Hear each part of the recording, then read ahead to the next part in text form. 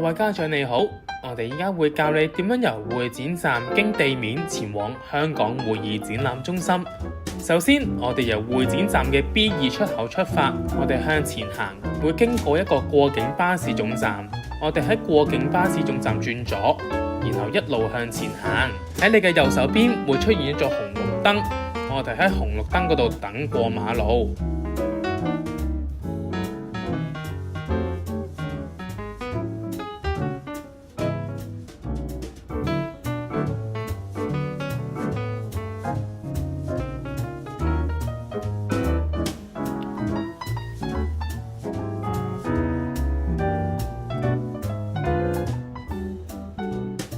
順利通過咗第一組馬路之後，我哋依家會轉右，然後繼續前行。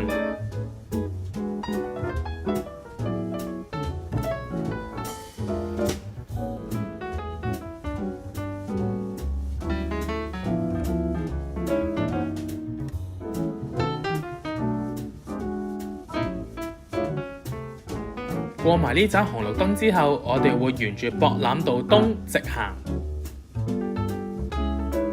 然後喺第一個馬路轉左，我哋會見到一個博覽道入口嘅標誌，我哋沿住通道直行，轉右，通過玻璃門之後轉左，然後沿住通道繼續直行。去到呢個位置，我哋轉右，然後上扶手電梯。